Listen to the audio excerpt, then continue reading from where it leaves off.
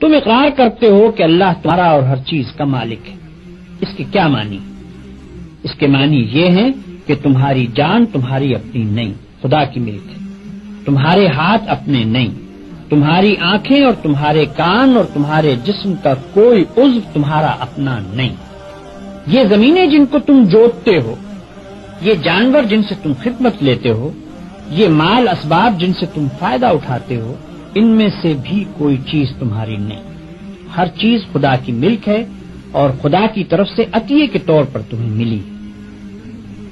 اس بات کا اقرار کرنے کے بعد تمہیں یہ کہنے کا کیا حق ہے کہ جان میری ہے، جسم میرا ہے، مال میرا ہے اور فلاں چیز میری ہے؟ دوسرے کو مالک کہنا اور پھر اس کی چیز کو اپنی قرار دینا بالکل ایک لغو بات ہے. اگر در حقیقت یہ بات سچے دل سے مانتے ہو کہ ان سب چیزوں کا مالک خدا ہی ہے تو اس سے دو باتیں خود بخود تم پر لازم ہو جاتی ہیں.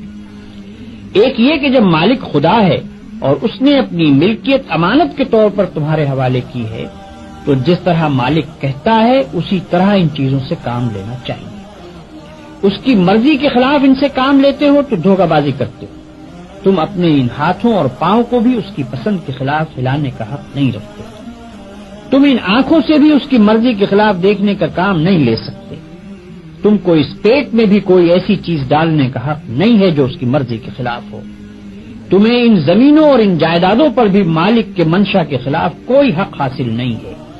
تمہاری بیویاں جن کو تم اپنی کہتے ہو اور تمہاری اولاد جن کو تم اپنی کہتے ہو، یہ بھی صرف اس لیے تمہاری ہیں کہ تمہارے مالک کی دی ہوئی ہے. لہذا تم کو ان سے بھی اپنی خواہش کے مطابق نہیں بلکہ مالک کے حکم کے مطابق ہی برتاؤ کرنا چاہیے.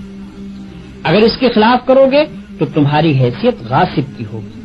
جس طرح دوسرے کی زمین پر قبضہ کرنے والے کو تم کہتے ہو کہ وہ بے ایمان ہے، اسی طرح اگر خدا کی دی ہوئی چیزوں کو تم اپنا سمجھ کر اپنی مرضی کے مطابق استعمال کرو گے یا خدا کے سوا کسی اور کی مرضی کے مطابق ان سے کام لوگے تو وہی بے ایمانی کا الزام تم پر بھی آئے گا.